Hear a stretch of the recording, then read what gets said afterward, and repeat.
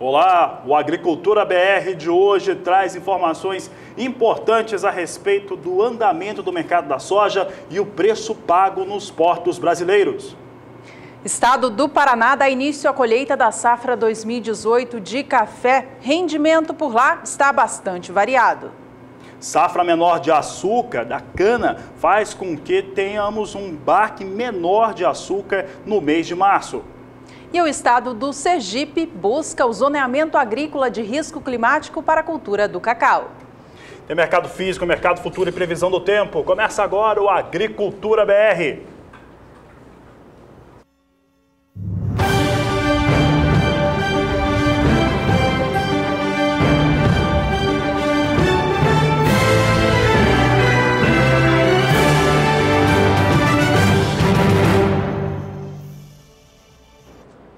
E a gente abre esta edição falando a respeito do valor bruto da produção agropecuária do Brasil e o mais dado recente divulgado pelo Ministério da Agricultura. Uma boa tarde para você que começa a partir de agora a acompanhar o Agricultura BR por aqui. O Ministério divulgou, portanto, a revisão e trouxe para cima a expectativa de volume de dinheiro que vai girar no país em relação à agropecuária no ano de 2018. Embora os números ainda estejam abaixo do VBP de 2017, ainda assim vem mostrando recuperação ao longo dos últimos meses, mostrando, portanto, que deve haver essa recuperação ao longo de 2018. O valor bruto da produção agropecuária do Brasil, estimado pelo Ministério da Agricultura, está em 530 bilhões e 100 milhões de reais. Segundo o Ministério, a direção dos resultados vai depender dos preços dos produtos daqui em diante e do milho de segunda safra. Por enquanto, os melhores resultados apresentados são para culturas como a do algodão, com 20,9% de elevação frente ao comparado de 2017, cacau com 8,7%, mas tem a mamona que é a primeiríssima disparada. Vamos ver como é que está esse cenário. Se eu estava falando da mamona, que é disparado maior, comparado a 2017, vem com 68,5% valor bruto de produção. O trigo com 37,3% de alta. O tomate 32,7%. Algodão comentava 20,9%. Cacau 8,7%. Soja, que é a principal cultura brasileira, 3,8%. Batata inglesa 3,4% e o café também com elevação 2% frente ao valor bruto do último ano.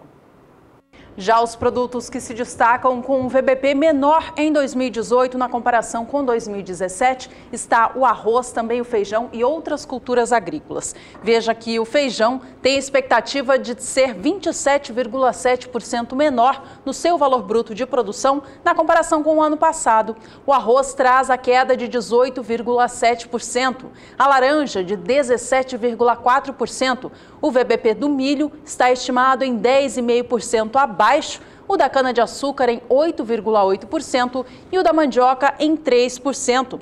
Como eles representam parte expressiva do valor da produção total do Brasil, tem forçado para baixo o VBP deste ano. Outros produtos que também ampliam na queda do VBP de 2018 na comparação com 2017 são a carne de frango, carne suína e também o leite.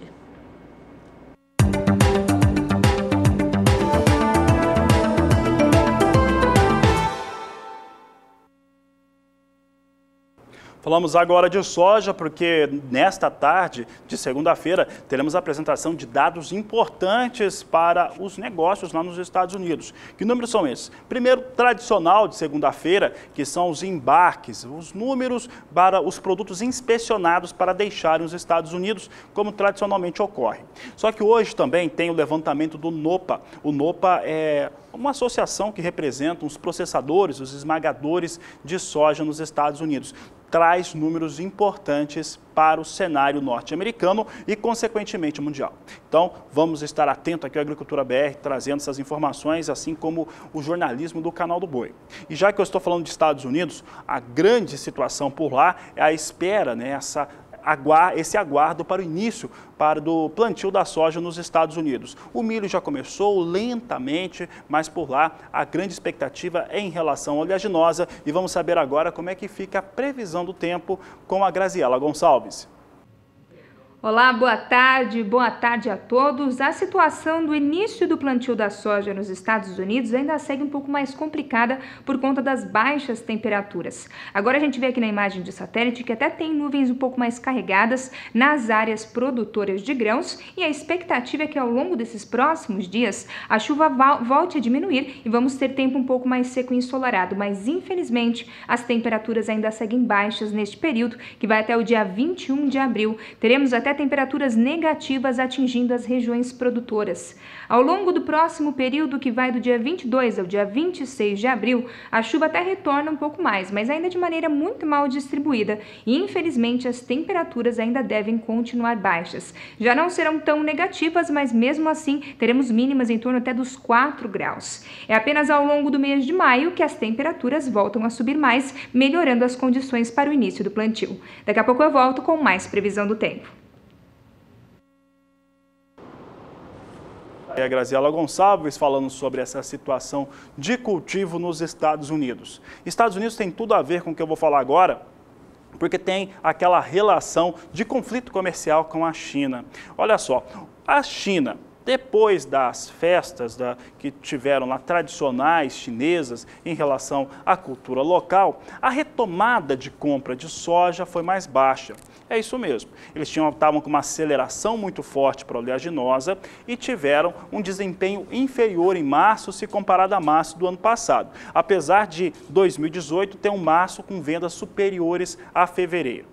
Para alguns especialistas, isso ocorre por conta de uma situação da China ter acelerado demais as compras antes dos eventos festivos da China e a outra situação, o Ano Novo Chinês, que é comemorado durante semanas, mas acelerou antes e também a situação de conflito com os Estados Unidos, que são responsáveis aí por quase 1/3 de toda a soja que é comprada pela China. Tudo isso fez com que março tivesse um desempenho menor de vendas comparado ao último ano. Vamos ver agora aqui o que acontece com os números chineses.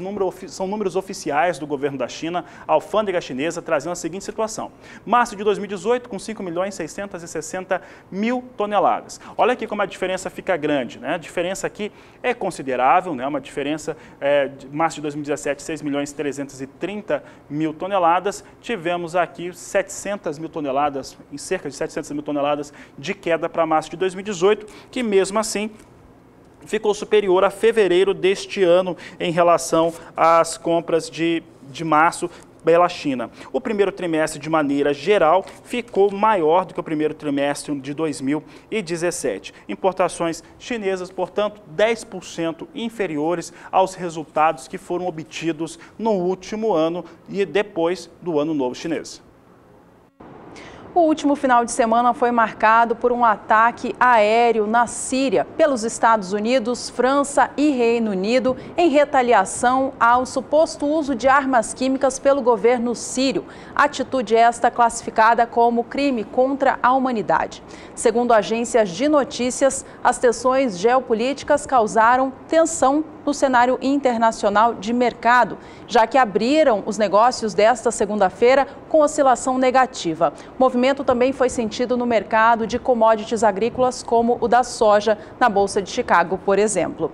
De acordo com a consultoria Ager Resource, as incertezas políticas sobre a reação do presidente norte-americano Donald Trump frente à tensão com a Síria colocam os investidores com o pé atrás para qualquer interferência que isso possa haver no mercado financeiro. Além dos reflexos da tensão com a Síria, outros fatores também influenciam no mercado internacional de grãos como o da soja, por exemplo. O conflito entre Estados Unidos e China, envolvendo questões comerciais e também em relação ao clima nos Estados Unidos, que já começa a semear a nova temporada de grãos 2018-2019. Para a agência consultoria Ager Resource, tanto se houver um clima favorável ao plantio de grãos quanto um desfavorável, isso deve sim mexer com o sobe e desce no mercado. Tá aí a situação que nós temos internacional. Vamos saber agora como que a soja em Chicago reage nesta segunda-feira. Temos aqui os números para a soja vindo com correção. Posição de maio negociada $10,49 por bushel, vai perdendo 4 centes de dólar. Julho $10,60 mais 6, também perdendo 4 centes. Agosto $10,60 mais 6 e setembro $10,52 por bushel. Temos hoje aqui mais um dia de correção. Essas correções iniciaram na sexta-feira, são pequenas, mas elas ocorrem desde o último pregão para os negócios com soja na Bolsa de Chicago.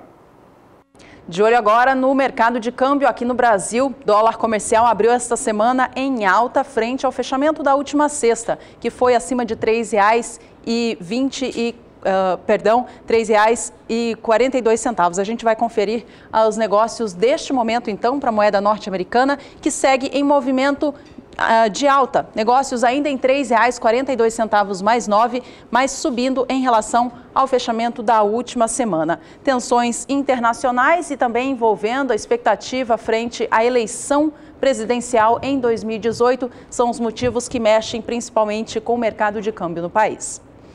E a gente vai agora para um rápido intervalo comercial. Ainda hoje, muitas notícias envolvendo culturas agrícolas no país, entre elas a do cacau, com destaque para o estado do Sergipe. E tem uma reportagem muito especial para o café, que teve neste final de semana uma data muito importante, Juliana. É isso mesmo, Dia Internacional do Grão. A gente volta já com esta e outras informações. Estamos de volta. A consultoria Safras e Mercado trouxe os novos números a respeito da safra de milho do Brasil e confirma uma forte queda na produção.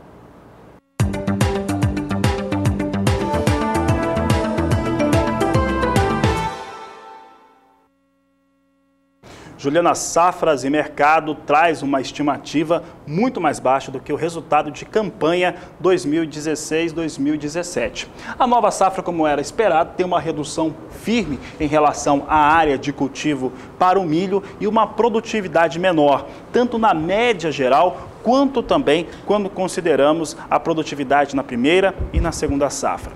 E é esses números que nós trazemos agora, dados divulgados pela consultoria na tarde desta última sexta-feira, mostram aqui que a 17/18, a temporada, é esperada uma produção de 88.900.000 toneladas, contra 107.900.000 toneladas registradas na campanha passada, de acordo com a agência Safras e Mercados, uma queda de 17,6%.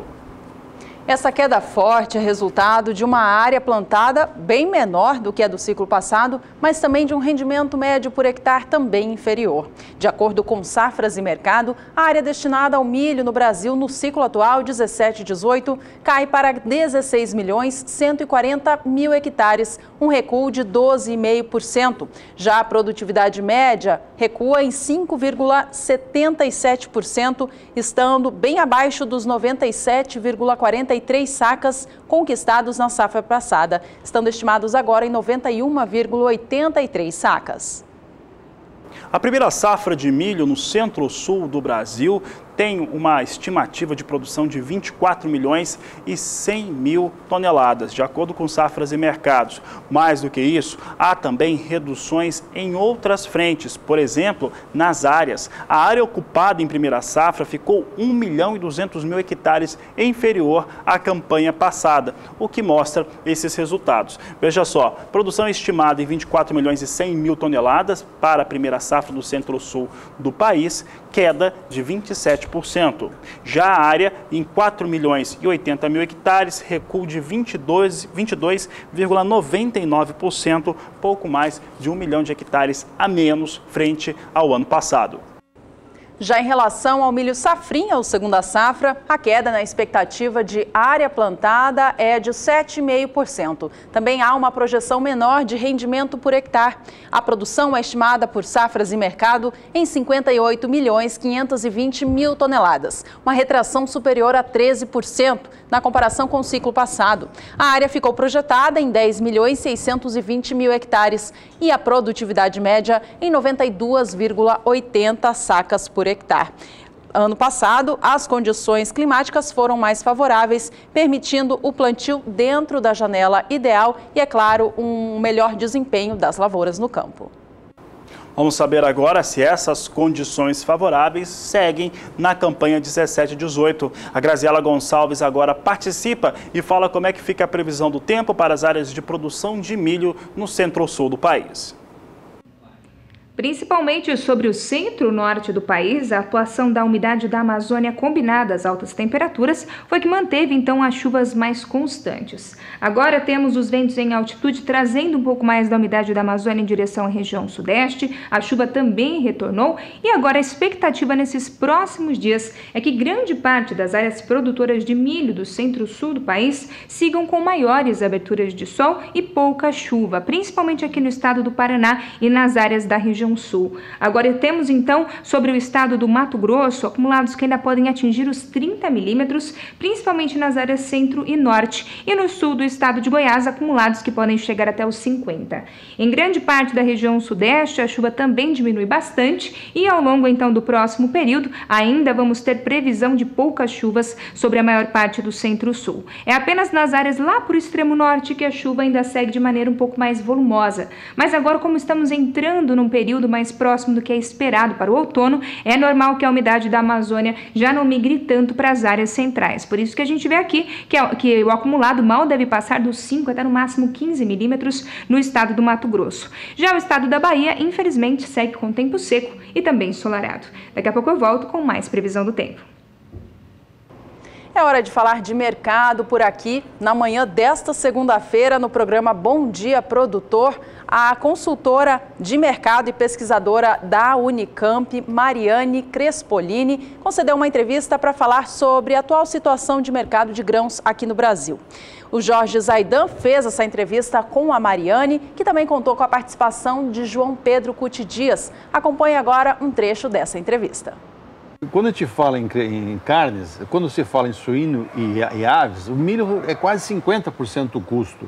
O 2016, o Brasil exportou, o preço estava razoável no mercado internacional, uma exportação muito grande e houve uma...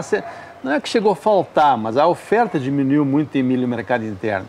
E hoje, a questão de exportação, como ela pesa na formação de preço dos insumos, como o caso do milho? Bom, o Brasil tem uma característica muito forte que é o próprio mercado interno, né, João? Então, se a gente pegar até o setor carne, suínos, aves e exportação de bovina, a maior parte fica no mercado interno.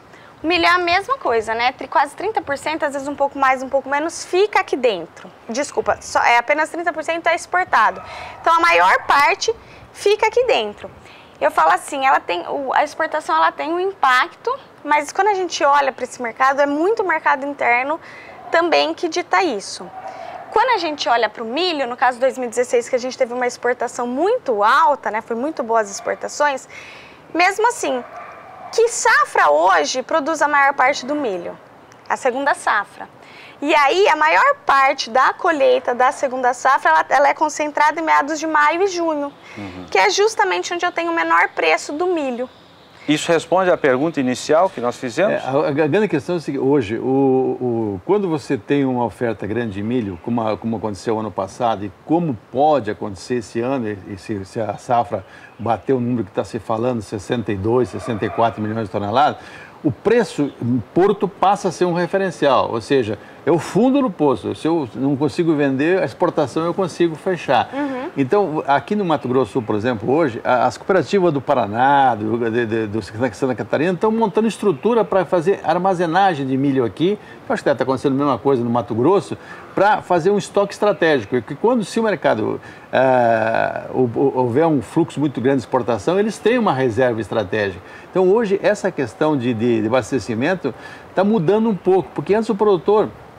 milho não fazia nem troca por insumos. Hoje no Mato Grosso está se fazendo isso, barca, né? A pessoa chega a tantos 50, 60 sacos por hectare, eu te entrego os insumos para isso.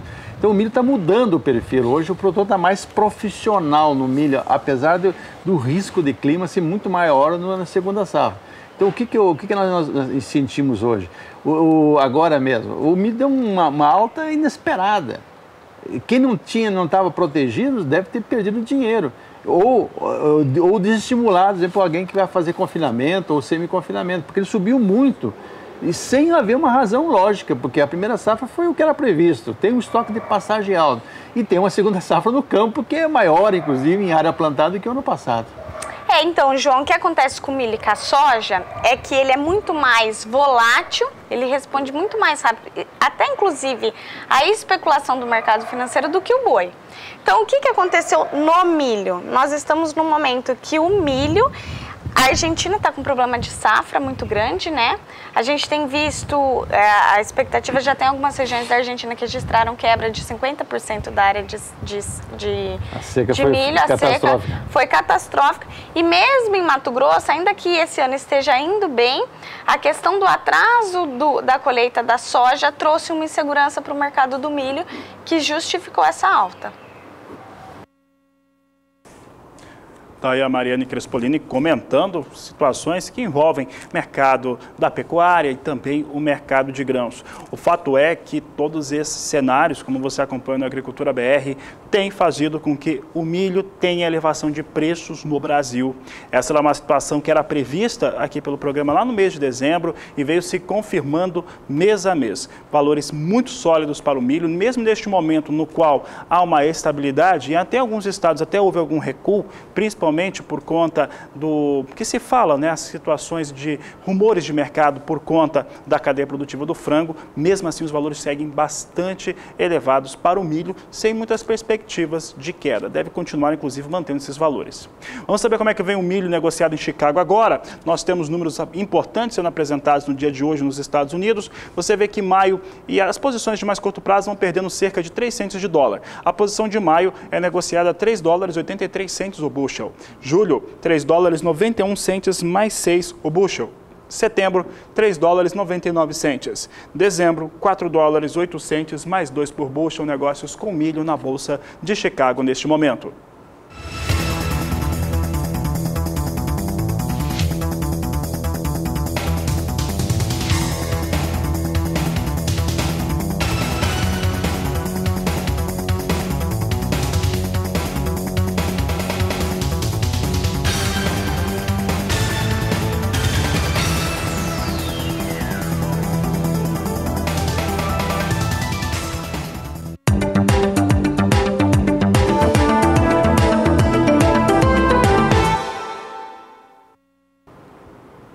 E a programação de açúcar a ser embarcado pelo Brasil ou pelas tradings que operam no Brasil neste início de nova temporada 2018-2019 é baixa. Aliás, bem baixa, 60% inferior àquilo que acontecia no mesmo período do ano passado.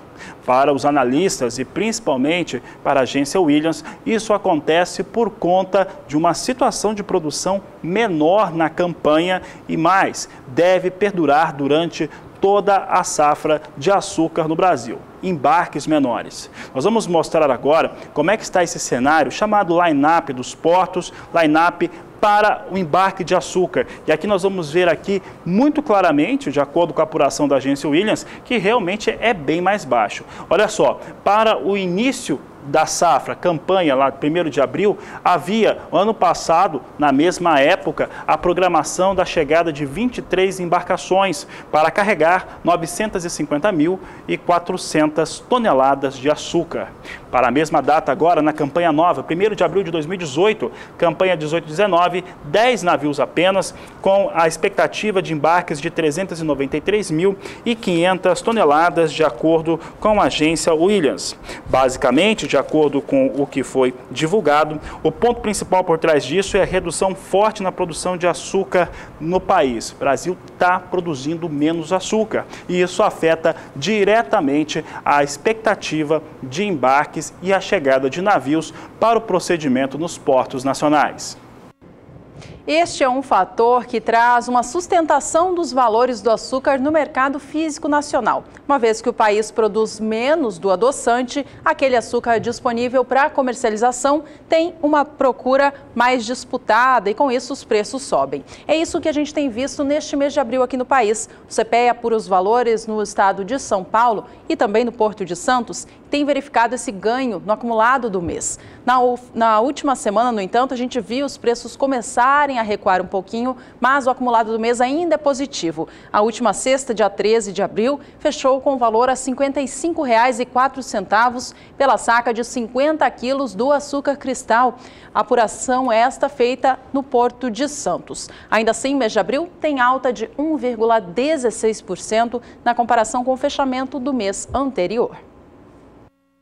Por aqui vamos saber como é que vem o açúcar, negociação no mercado futuro na Bolsa de Nova York. Plataforma Ice Futures, nós trazemos aqui os dados neste momento, negócios agora muito tendenciosos à estabilidade. Posição de maio vem estável, perdendo muito pouco nesse momento, vem com 12 centes mais 7 de dólar por libra-peso.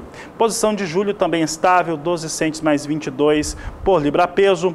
Outubro, 12 centes de dólar mais 45 a libra-peso, entretanto sem negócios no dia de hoje. E março de 2019 a 13 centes mais 59 por libra-peso, também posição com estabilidade no mercado de açúcar internacional, afeta os preços aqui no Brasil. O Brasil que produz menos açúcar, Juliana, nesse ano, então os embarques também devem ser menores durante todo o ano, como disse a agência Williams. E a gente vai para mais um rápido intervalo. No próximo bloco, o destaque é café e a gente exibe uma reportagem bem especial sobre o assunto. Aproveite para entrar em contato, principalmente se você for produtor de café, participar no próximo bloco, 67996562266 é o número do nosso WhatsApp. Não sai daí, nós voltamos já. Estamos de volta com destaque para uma das principais culturas agrícolas do país, o café.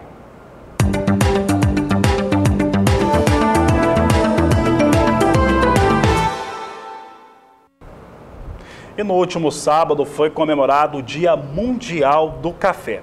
Nós vamos ver agora como é que o café ele participa da história, da cultura e da economia do Brasil, mesmo em estados que não são tradicionais na produção. A reportagem é de Mira Valadares.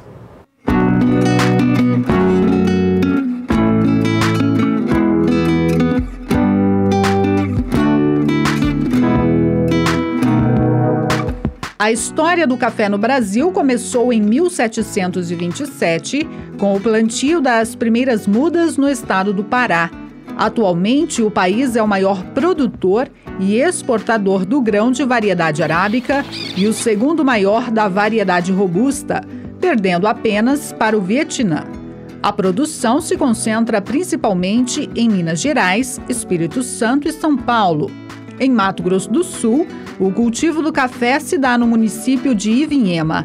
Embora inexpressiva se comparada a outras localidades, o trabalho de agricultores como o senhor Sérgio Marcon, da Chácara São José, merece destaque. As primeiras lembranças que ele tem do cafezal vêm da infância. Produzi mesmo e eu comecei junto com meu pai, né? Desde criança, né? Quando me conheci por gente, ele era produtor de café e a gente cresceu na cultura.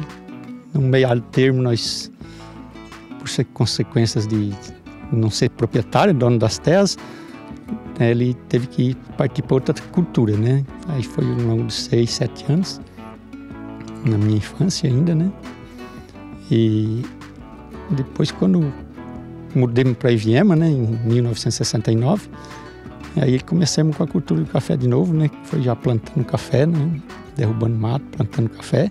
No município, são aproximadamente 300 hectares destinados ao cultivo do grão, que representa uma atividade econômica importante para a agricultura familiar. A variedade produzida por aqui é arábica. Das propriedades, os grãos vão para as indústrias de torrefação, que pagam em torno de R$ 450 pela saca de 60 quilos. Há 38 anos na atividade, este agricultor se diz satisfeito com o retorno. E eu sempre gostei do café e a gente aprendeu a trabalhar com o café, gosta, estou fazendo o que gosta, isso é importante, né? E a rendinha da gente sobrevive do café. Sem o auxílio de máquinas, a produção é trabalhosa e exige esforço por parte dos cafeicultores.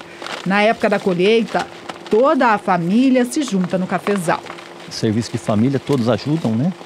E todos vêm para a roça, todos trabalham. O café depende de muitos cuidados, o café desde o plantio é demorado, é um ciclo longo.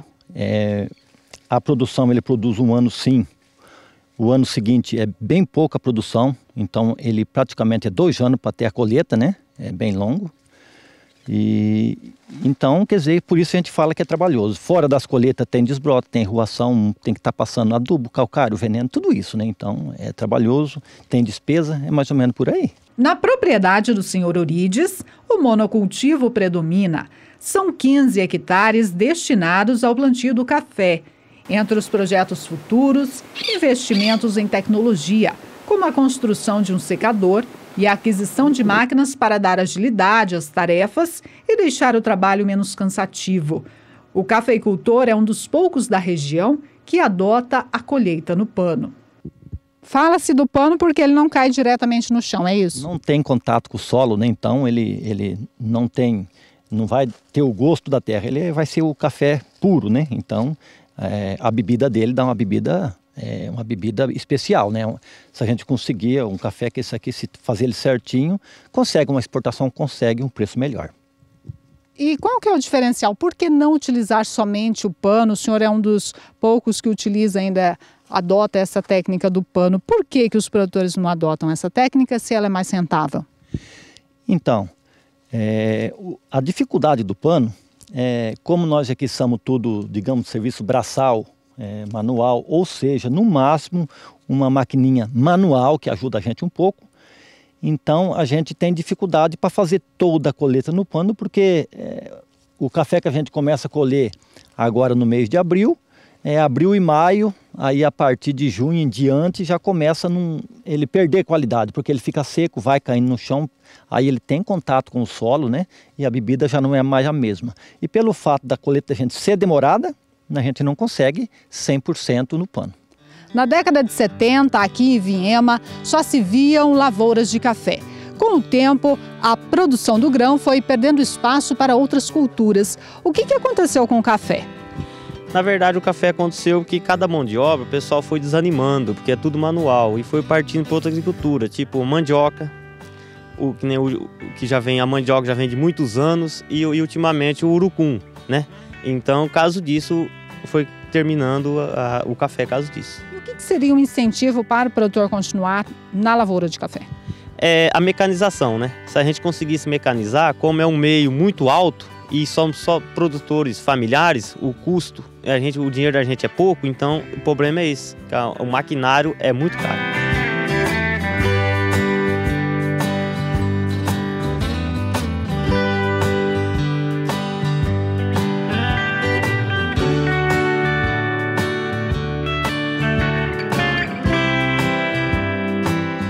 De olho na permanência dos agricultores na atividade, o associativismo vem para fortalecer não só as atividades do setor cafeeiro, como também de outras culturas, que, por sinal, são bem diversificadas. O nosso município tem terras do qual a gente tem uma oportunidade de diversificar.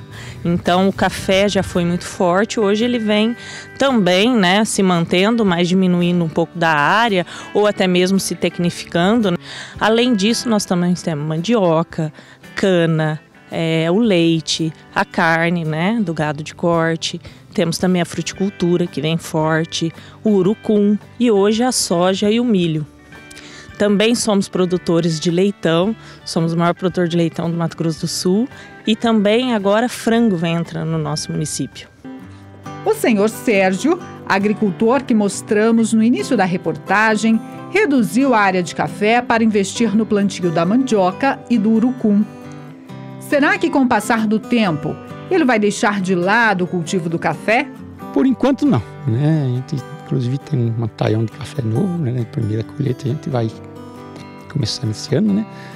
E enquanto a gente persistir e tiver força, a gente vai continuar, né? Pelo menos reduzido, mas não desistir. Para lembrar realmente a infância. Também, é uma tradição de família e a gente gosta mesmo da cultura do café, é a vida da gente.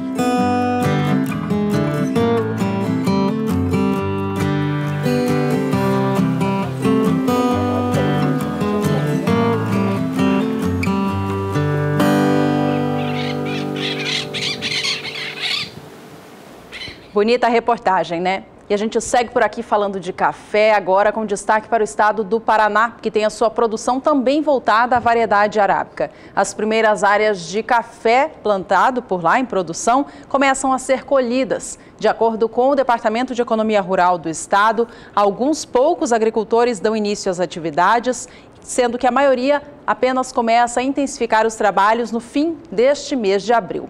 No município de Umuarama, já tem produtor colhendo, mas a maioria das lavouras já estão ainda na fase final de maturação. Uma outra área de produção que também tem registro de colheita é em Apucarana, onde os produtores têm tido produtividades variadas de acordo com cada lavoura, porém a expectativa para esta safra, por enquanto, é positiva. A gente acompanha os números a respeito do estado do Paraná, que tem sim uma projeção de uma safra menor, mas por conta do ano de bienalidade negativa da variedade. A área também cai em 12% por lá, fica estimada em 37.920 hectares. A produtividade média projetada em 27,15 sacas por hectare, uma queda de 3%. Vale a gente lembrar que o estado do Paraná tem uma bienalidade invertida em relação ao restante do Brasil, portanto, em 2018 tem negativa para esta variedade. A produção com isso fica projetada em 1.029.000 sacas de 60 quilos do grão. Os números são do Departamento de Economia Rural do estado. Bom, e a gente continua destacando o estado, isso porque tem participação de lá hoje no programa. Exatamente, é no quadro Somos Todos Produtores, sempre gostamos de ter a sua participação aqui. E como a Juliana disse, participação vem lá do interior do estado do Paraná, que também é um importante produtor do grão. Vamos acompanhar então quem está participando do programa conosco aqui no Agricultura BR. Você tem aqui Somos Todos Produtores com a participação do Eugênio de Figueira, no estado do Paraná. E olha só o que ele disse: tem uma pequena propriedade familiar onde plantamos de tudo um pouco. Agradecemos o seu programa porque aproveitamos orientação para os agricultores. Nós é que ficamos muito felizes de alguma maneira contribuir com você, Eugênio. Olha só, aqui vão algumas fotos do nosso café. Se for possível, mostrem o clima para Figueira, no Paraná. A participação do Eugênio. Obrigado pela sua participação. Eugênio, já a gente traz a previsão do tempo aí para vocês. Antes disso, vamos exibir as suas fotos para o restante do Brasil acompanhar. Veja você na tela, então, imagens feitas pelo Eugênio, do município de Figueira, no Paraná, mostrando fotos, portanto, da sua produção de café. O estado do Paraná, como eu dizia há pouco, é um produtor de café arábica do Brasil. Tem a sua significância, são mais de 1 milhão de sacas de 60 quilos sendo colhidas anualmente. Este ano, portanto, já começa a dar início às atividades. Bonitas fotos, Eugênio, obrigada pela participação. Ele que é lá de Figueira, no estado do Paraná. Um abraço a todos por aí. Tá certo, bonitas fotos mesmo, Eugênio. E atendendo a Eugênio e também ao produtor rural, ao cafeicultor do estado do Paraná, vamos saber como é que está a previsão do tempo para essas áreas de produção da cafeicultura com a Graziela Gonçalves. As chuvas, de uma maneira geral, diminuíram bastante sobre as áreas ao sul do país, principalmente sobre o Paraná, e a gente vê aqui na imagem de satélite que tem pouquíssima nebulosidade espalhada pelo estado. Tanto que o índice de umidade do solo também diminuiu aí ao longo desses últimos dias por conta da frequência de dias mais secos. Agora, ao longo desses próximos dias, a colheita do café arábica pode seguir sem grandes dificuldades, pois as chuvas que caírem serão com baixíssimos volumes acumulados e apenas ao final da tarde. Por isso, então, que ainda vamos ter muitas aberturas de sol. Para o próximo período, que vai do dia 22 ao dia 26 de abril, essa mesma condição deve continuar. A chuva até se espalha pela maior parte do estado, mas ainda com baixos volumes acumulados e não deve atrapalhar as atividades de campo. Para o próximo período, que vai do dia 27 ao dia 1º de maio, é que a chuva volta a ganhar um pouquinho mais de força, mas os acumulados mal devem passar dos 15 milímetros. Mesmo assim, essa chuva ainda deve seguir, principalmente ao final da tarde. Daqui a pouco eu volto com mais previsão do tempo. Vamos continuar falando de café, mas agora com informações sobre o mercado. A comercialização do grão tem sido a preços mais baixos do que o setor produtivo gostaria, mas o acumulado deste mês de abril tem mostrado alguma recuperação. Na última semana, o valor da saca de 60 quilos do grão tipo 6, bebida dura para melhor, fechou a R$ 430,78, um recuo em relação à quinta-feira, quando os negócios superaram os R$ 433. Ainda assim, mês de abril segue positivo, com alta de 0,84%. Vamos saber agora como é que vem os negócios com café arábica lá em Nova York. Nova York que segue exercendo aquela pressão negativa sobre os negócios. Vamos saber como é que vem hoje. Hoje nós temos queda, está perdendo aí mais de 2 centes de dólar cada posição. Observe que a posição de maio é negociada a $1, 14 centes mais 95 a libra peso. Julho, $1, 17 centes mais 20 por libra peso. Setembro caindo também, já abaixo da marca de 1,20, $1, 19 centes mais 30 libra peso. E dezembro negociado a $1, 22 centes mais 80 libra peso. Posição de setembro principalmente, mas a de dezembro também, elas são importantes aqui para o cafeicultor brasileiro. Ali está precificada boa parte da safra brasileira, é onde os investidores internacionais entendem que está sendo negociada a safra do Brasil, portanto tem uma atenção especial sobre essas duas posições, mas de qualquer maneira vem com queda, vem perdendo, assim como as de mais curto prazo.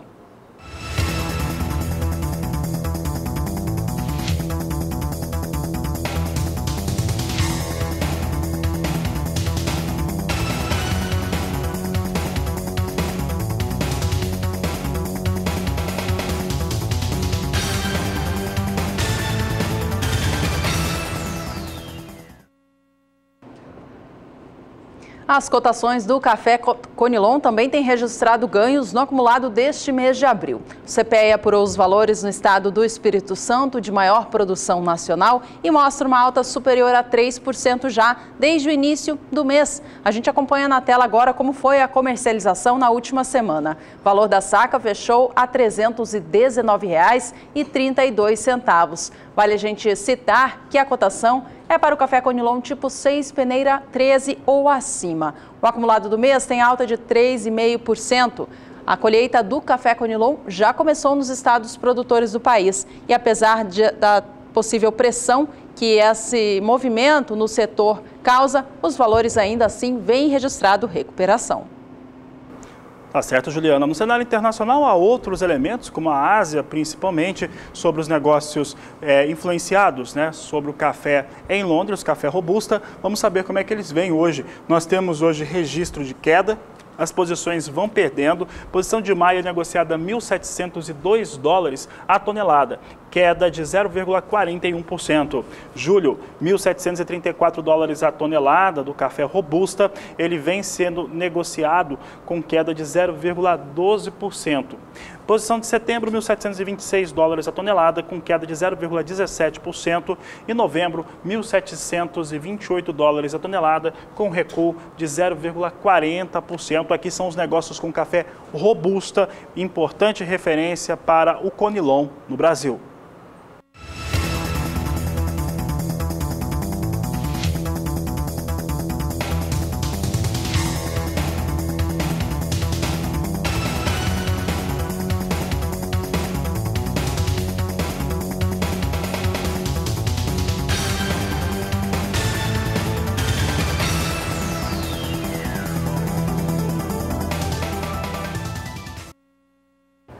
E já no próximo bloco a gente destaca a fruticultura nacional, falando sobre cacau e também uma fruta típica do Cerrado, a guavira. Então participe do programa conosco, mande sua mensagem no 67996562266. Nós voltamos já. Agricultura BR de volta. Por aqui falamos a respeito de grãos, que tem uma grande proporção na produção agrícola do país, mas também sobre outras culturas muito importantes. É o caso de agora no quadro Fruticultura.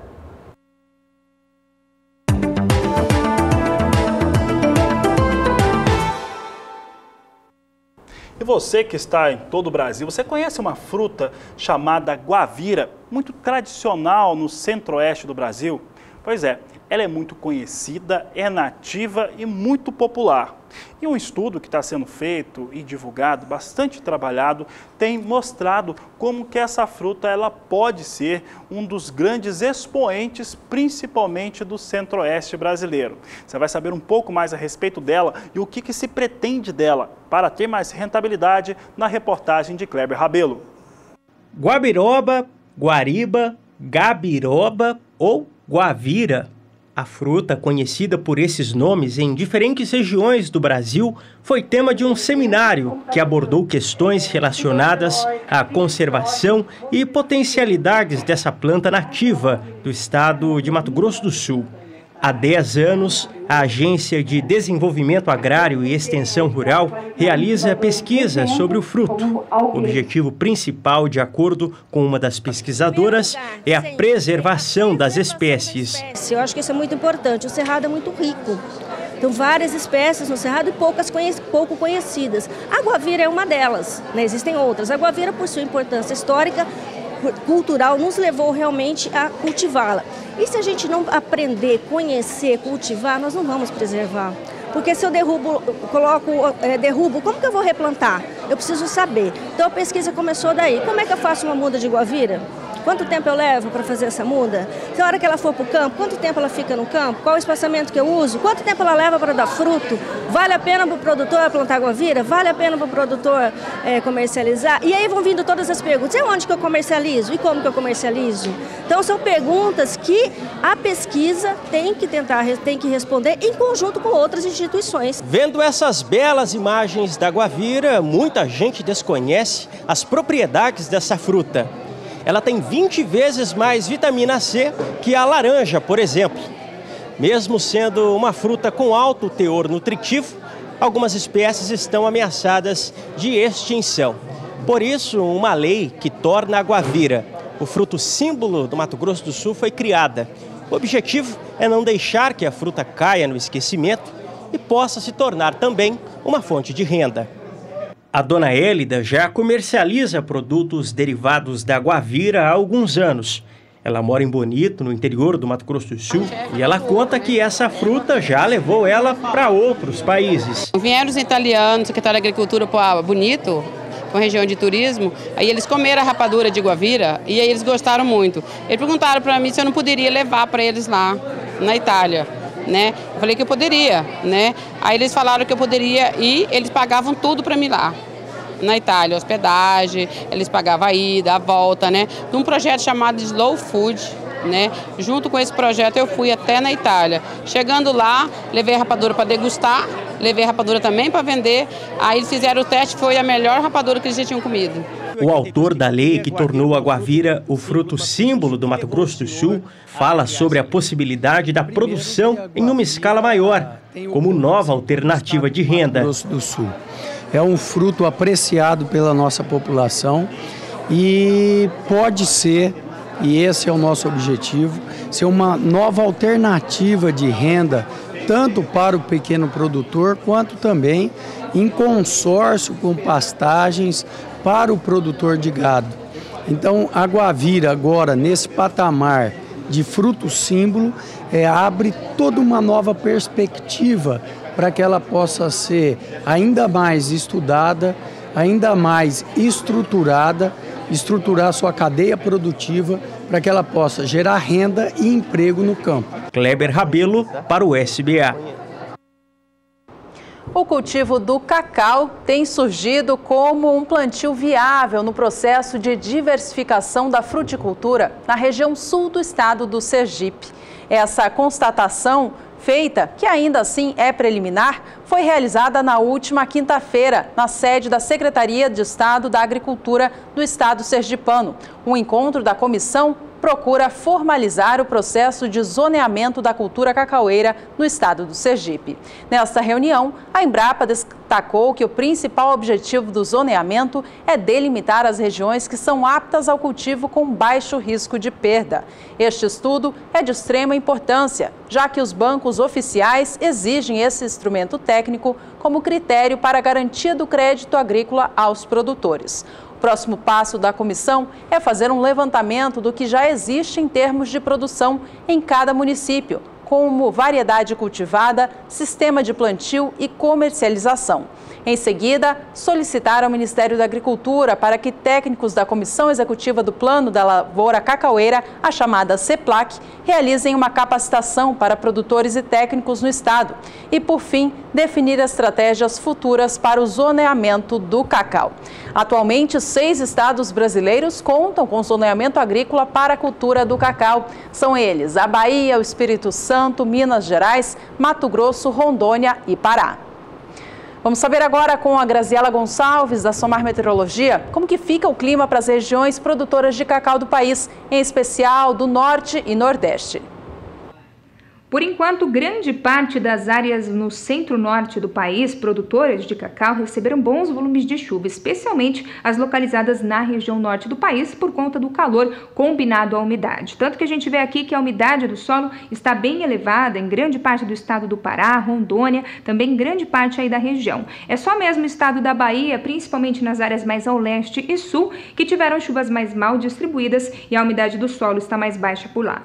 Ao longo desses próximos dias, infelizmente, a umidade não consegue ser totalmente recuperada no estado da Bahia. O acumulado mal deve passar dos 15 milímetros e essa chuva segue mal distribuída e apenas ao final da tarde. Já nas demais áreas, a chuva ainda deve continuar de maneira mais volumosa, principalmente sobre as áreas da região norte. Teremos acumulados que entre o estado do Amazonas e Pará podem até ultrapassar os 70 milímetros. Já no próximo período, que vai do dia 22 ao dia 26 de abril, a expectativa é que a chuva comece a diminuir de uma maneira geral em grande parte do país. Grande parte das áreas produtoras do Nordeste ainda devem ter pouca chuva com volume acumulado e essa chuva segue ainda muito mal distribuída. É apenas entre o estado do Amazonas e Pará que pode-se ter uma chuva um pouco mais abrangente, mas mesmo assim o acumulado já diminui um pouco mais, mal passando dos 30 milímetros. Agora, começando até o mês de maio, a expectativa ainda vai ser de chuvas muito mal distribuídas para a região Nordeste. Na região Norte, ainda especialmente o estado do Amazonas, que continua recebendo os maiores volumes de chuva. Daqui a pouco eu volto com mais previsão do tempo. Vamos saber agora como é que vem os negócios agora com o cacau lá na Bolsa de Nova York, é o que você acompanha conosco. Trazemos aqui a fruta sendo negociada por lá. Temos a posição de maio a 2.684 dólares por tonelada, vem com alta. As posições vão sendo negociadas agora com alta, tem uma elevação aqui de 120 dólares para a posição de maio. Julho, 2.697 dólares, ganhando 121.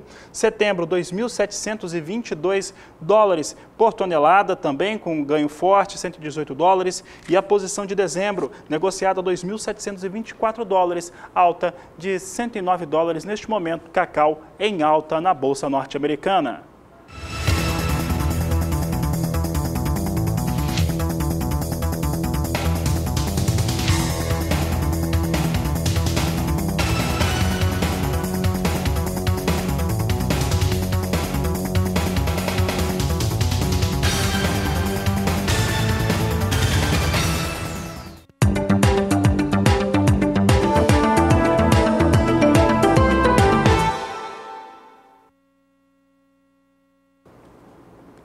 E com a colheita do arroz em andamento e com uma situação de preços que não é nada agradável para o produtor, porque acaba não cumprindo a situação dos custos e também dando rentabilidade a ele, mesmo com redução diária, o produtor de arroz do Rio Grande do Sul está com papel e caneta na mão, fazendo contas para saber como que fecha esse cálculo da safra de arroz no Rio Grande do Sul. A reportagem é de Annelise Nicolodi. O Rio Grande do Sul é responsável por 70% do arroz produzido no país. São pouco mais de 1 milhão de hectares espalhados por diversas regiões do estado. Municípios com tradição e geografia perfeita para o cultivo. Mas nos últimos anos, só isso não tem bastado. Com poucos incentivos, muitos produtores acabaram desistindo da atividade. Restaram a força de vontade e o protagonismo de quem ainda acredita que é possível produzir mais e melhor e ainda preservar os recursos naturais. Um dos alimentos mais consumidos no mundo também gera emprego e renda para pequenos agricultores do Rio Grande do Sul. Aqui em Agudo, na região central, a colheita do arroz está a todo vapor. No vale, cercado por morros, os tons do arroz em diversas fases transformam a paisagem. Mas restaram poucos defensores do cereal por aqui. Jair é um deles, planta 80 hectares. O segredo para permanecer produzindo arroz em meio a tantas incertezas está em manter a tradição da família e buscar por novas tecnologias que possam tornar a lavoura sustentável. A gente utiliza essas áreas com uso repetitivo e contínuo de arroz, algumas delas há 40, 50 anos, já num sistema sistematizado. E foram, nesses 40, 50 anos, foram aparecendo entraves, a evolução é constante, e materiais genéticos foram melhorados, que nos trouxeram muito em produtividade. Mas o que tem feito a lavoura aumentar a produtividade são os pequenos detalhes. São os ajustes, a gente diria, os ajustes finos, como plantio na época certa, uma semente de boa qualidade, um manejo o mais acertado possível. No momento que você tiver essas diretrizes ou esses parâmetros acertados, aí você pode pensar em investir em algo mais. Márcio, irmão de Jair, foi buscar conhecimento para ajudar a família. Engenheiro agrônomo, hoje ele trabalha em uma empresa especialista em nutrientes para o solo. Talvez esteja aí um dos segredos para a família estar produzindo mais de 12 mil quilos de arroz por hectare. Pensando nesse viés de produtividade, que nem nessa região aqui que a gente está falando, que são pequenas propriedades, procurando expressar esse máximo potencial da cultura, do arroz, que daí nós, Sulgesso, com o nosso produto sulfacal, como uma fonte de cálcio e enxofre solúveis, e a gente sabe que com a cultura do arroz ela precisa de 5 quilos de enxofre para produzir 1 tonelada de grão, aí eu pensei, tecnicamente, particularmente, eu digo, bom, minha família planta arroz, eu estou com uma ferramenta fantástica na mão, vamos colocar isso a campo e vamos quantificar. Aí, para minha surpresa, para nossa surpresa aqui da propriedade, a gente teve um incremento trabalhando com sulfacal, aí, uma fonte de cálcio e enxofre, um incremento de produtividade no ano passado em áreas menores, onde a gente fez parcelas e coisa de 20%. E o que a gente está vendo hoje em área comercial, que foi aplicado em toda a área, é mais ou menos isso que está fechando. Um incremento de 15% a 20% na produtividade. Sem falar que também expressa alguma coisa em qualidade de grão, que na questão do arroz é muito importante, porque a indústria ela paga arroz por qualidade. Ela exige uma qualidade hoje diferenciada de um produto para pagar o preço cheio, como se diz. Só que com essa fonte de cálcio e enxofre que a gente disponibilizou para o arroz, além da produtividade, a gente conseguiu incrementar alguma coisa na qualidade, que é muito importante para a indústria e para o produtor, para ele ganhar mais. Nessa safra devem sair das lavouras gaúchas cerca de 7 milhões e 800 mil toneladas de arroz. A produção é menor comparada com outras safras por 2 motivos principais. A área de plantio reduziu e o preço desmotivou os produtores. A cultura do arroz precisa ter um preço estável, uma estabilidade de preços. Porque se nós tivéssemos lá em outubro, quando a gente faz a implantação da lavoura, uma projeção de que nós venderíamos o nosso produto em março, abril, maio do ano seguinte, no pós-safra, a um valor como o produtor de soja pode fazer um contrato já pré-fixado, ele vai fazer o seu investimento já almejando aquele preço. Se nós tivéssemos essa possibilidade de ter uma estabilidade, dizer, ó, você vai vender seu produto na safra a 38, aí você vai fazer um investimento proporcional a 38 ou aí a cargo de cada um. A gente já chegou a vender há 10 anos atrás aí arroz a 37, 38 e lamentavelmente passaram-se 10 anos e hoje, na safra passada, hoje o mercado pelo menos está estável, mas a safra passada nós chegamos a vender arroz a 32, 34. Então, todo o custo de produção evoluiu, o óleo diesel subiu, todas as nossas despesas gerais subiram e o nosso produto ficou igual ou até inferior.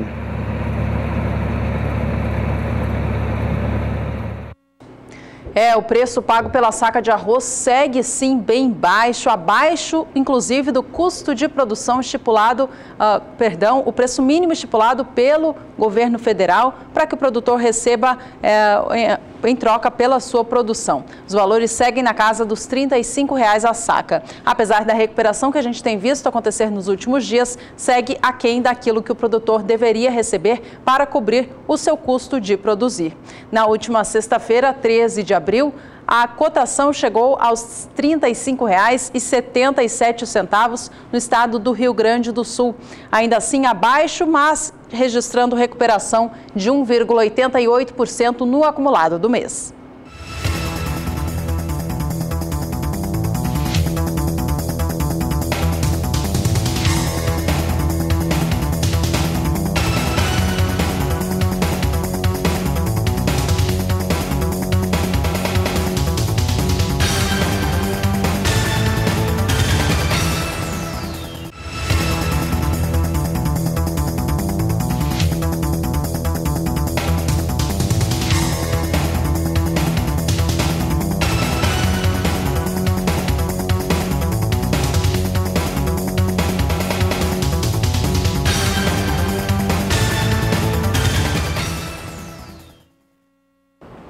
Veja com a gente no próximo bloco que a cotonicultura brasileira é campeã mundial de produtividade sem irrigação.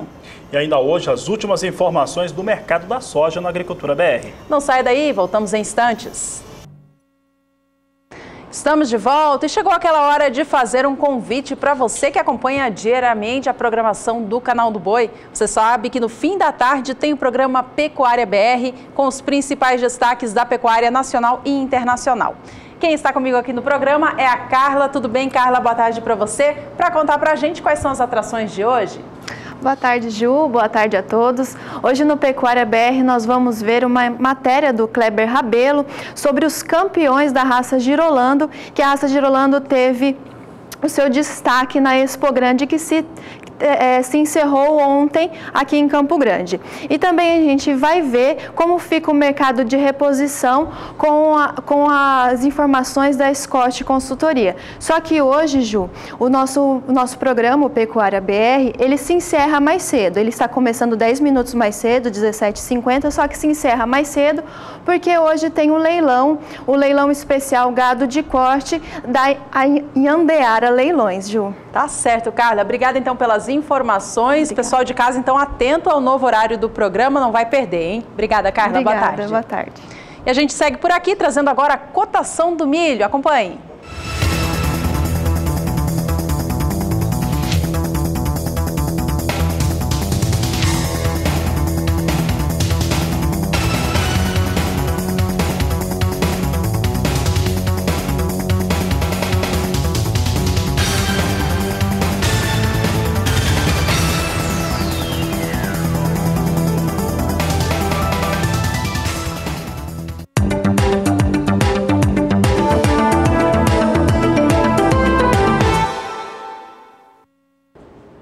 A cotonicultura brasileira é campeã no que diz respeito à produtividade em áreas de lavoura sem irrigação.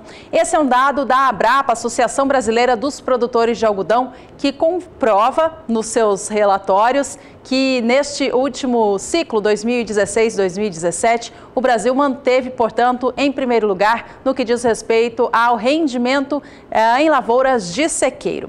De acordo com os dados da associação, as lavouras de algodão do Brasil, que foram cultivadas em 940 mil hectares, apenas 40 mil delas tiveram irrigação para ajudar no desenvolvimento das lavouras. Isso correspondeu a 4,3% apenas. No ranking geral de produtividade mundial das lavouras de algodão, o Brasil fica em quarto lugar, à frente de países como Israel, Austrália e China, que têm um rendimento por hectare maior, mas que utilizam boa parte das suas lavouras com a tecnologia de irrigação. A gente tem os dados para você de casa acompanhar como que o Brasil se destaca então. Veja que o país Israel teve um rendimento médio por hectare no ciclo passado de 1.760 quilos, sendo que 100% da sua área de produção irrigada. A Austrália apresentou um rendimento médio de 1.740 quilos por hectare, com 95% da sua área contando com a tecnologia da irrigação. A China teve um rendimento de 1.660 quilos por hectare, contando com 80% da área irrigada, e o Brasil, como a gente já viu, tem apenas 4,3% de área irrigada, mas não fica muito atrás da China não, com um rendimento de 1.600 quilos, de acordo com a Abrapa, Associação Brasileira dos Produtores de Algodão. Bom, de acordo com o presidente desta associação, alguns fatores contribuem para essa tecnificação do Brasil, mesmo sem utilizar a irrigação, contando com esse índice bastante positivo. Veja o que diz então o presidente, o Arlindo de Azevedo Moura. Essa é uma vantagem para o calendário de produção, pois o algodão é plantado e se desenvolve na época das chuvas, ficando a colheita para o período de seca. A agricultura de sequeiro consome não apenas menos água, como energia. O presidente comentou isso por conta da cotonicultura brasileira, que é praticada usando apenas a água da chuva, em especial nas regiões produtoras do Centro-Oeste nacional.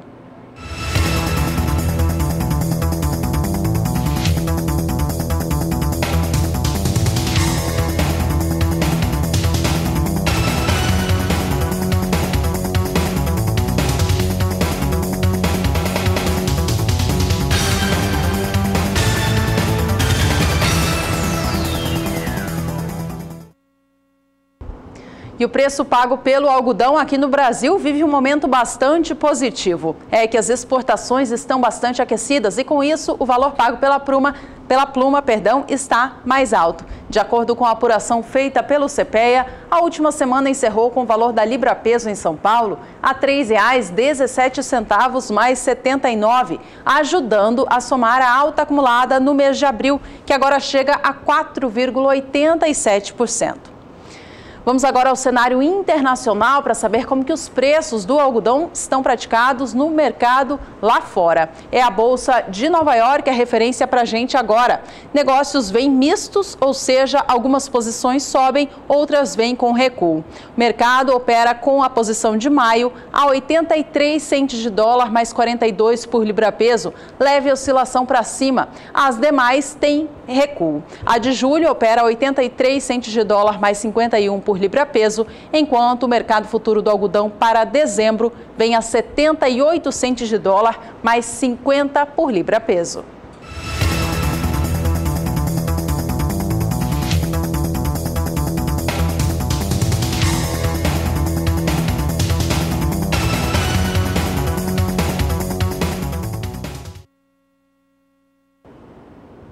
Por aqui é hora de destacar a participação do público de casa. É o quadro Agricultura BR Responde.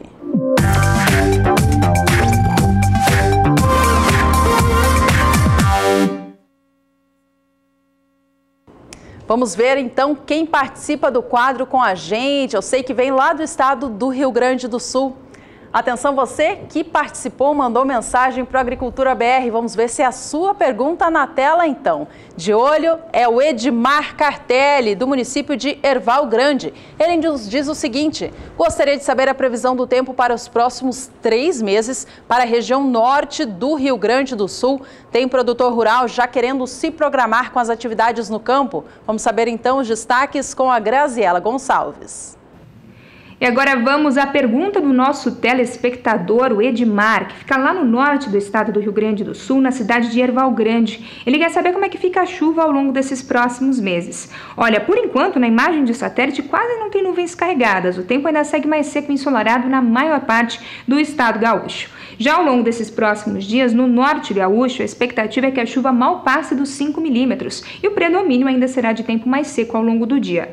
Para o próximo período, que vai até o dia 26 de abril, a mesma condição ainda deve continuar e a chuva só volta a ganhar um pouquinho mais de força no finalzinho do mês e início do mês de maio, onde o acumulado pode chegar até os 15 milímetros. De uma maneira geral, a chuva só deve se regularizar a partir do mês de maio, que é quando as instabilidades passam a ganhar mais intensidade, sobre o estado gaúcho. No mês de junho, a mesma condição, mesmo porque a umidade da Amazônia não influencia mais nas chuvas nas áreas centrais do país e só ficam concentradas mesmo sobre o sul. Durante o mês de julho também tem previsão de chuva e ela tende então a ser um pouco mais abrangente. E de uma maneira geral, essa chuva vai se regularizando ao longo do mês de maio, junho e também julho. Eu encerro minha participação por aqui. Até mais. Obrigada, Graziela, pelas informações de hoje. Obrigada a você também de casa que participou. Um abraço especial, então, ao nosso telespectador lá do município de Erval Grande, no Rio Grande do Sul, o Edmar Cartelli. Tá respondido, Edmar? Então, manda uma mensagem para a gente ficar bastante satisfeito com esse retorno. E você que também quer participar do programa com a gente, seja com perguntas sobre clima, mercado ou outra dúvida, envie uma mensagem para o aplicativo WhatsApp no número 67 99656 2266. Esse é o quadro Agricultura BR Responde.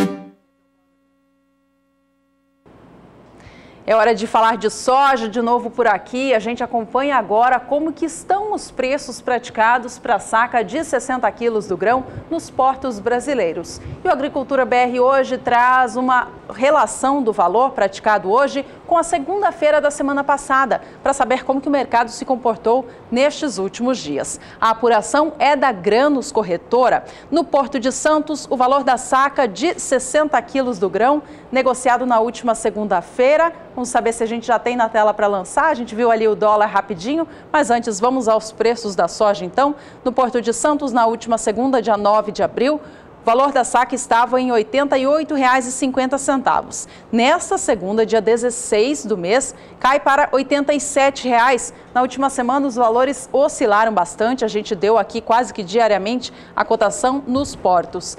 Portanto, abrindo a semana em Santos a R$ 87,00 a saca. No Porto de Paranaguá, a semana abre com cotações um pouco inferiores, a R$ 86,50. Na última segunda-feira, dia 9 de abril, o valor estava em R$ 88,00 a saca, portanto, recua em R$ 1,50 no acumulado da semana. Este é o preço atual, então, da saca da soja nos principais portos de escoamento no estado de São Paulo e também no Paraná.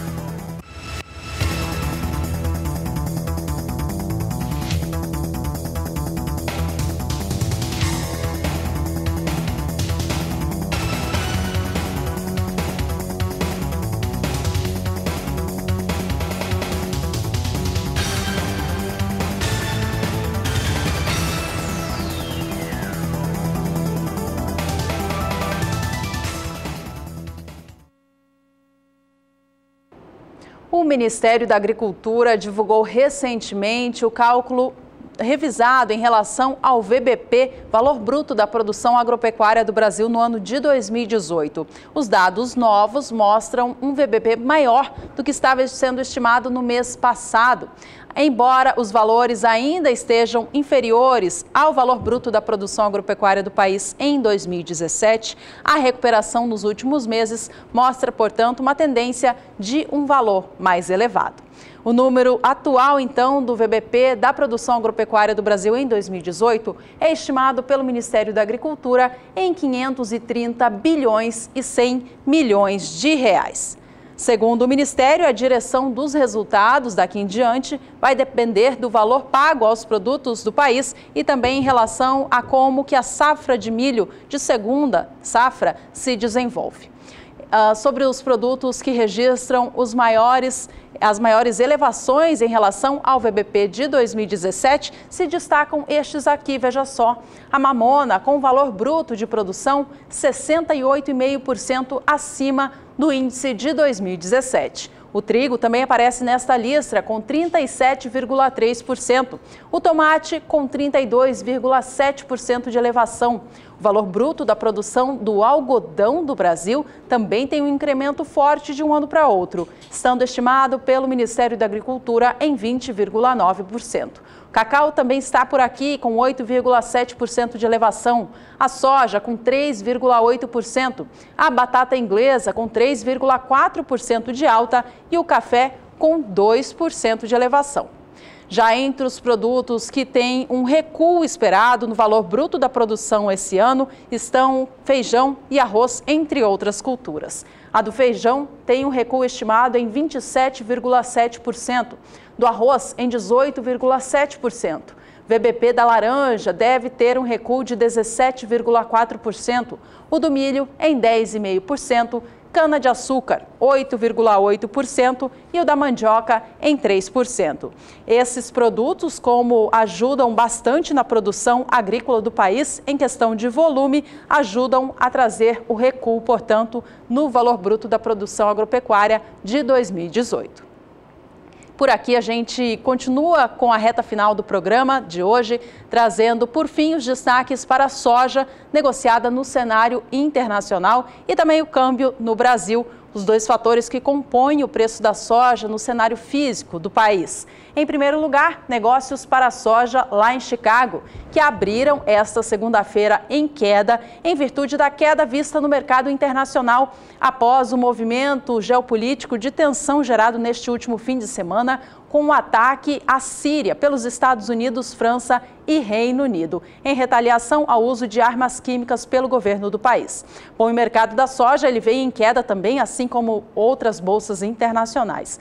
A posição de maio opera a $10,52 o bushel, com queda agora superior a 2 centes de dólar por bushel. A posição de julho vem a $10,62 mais 6, agosto $10,63 mais 2 por bushel, enquanto a soja negociada para entrega em setembro vem a $10,54 mais 6, também caindo para esta posição. Por fim, vamos ao dólar comercial aqui no Brasil, que no início do dia de hoje vinha em movimento de alta frente ao fechamento da última sexta-feira. Cenário externo, político e também interno do país influenciam nesta movimentação. Dólar segue em movimento de alta, agora subindo 0,15%, negociado a R$ 3,43 mais um. E com estas informações, encerramos o Agricultura BR de hoje por aqui. A você que esteve com a gente, muito obrigada pela companhia. Não se esqueça que às 5h20 da tarde, pelo horário de Brasília, tem a terceira edição com o resumo do dia. Um abraço e até a próxima!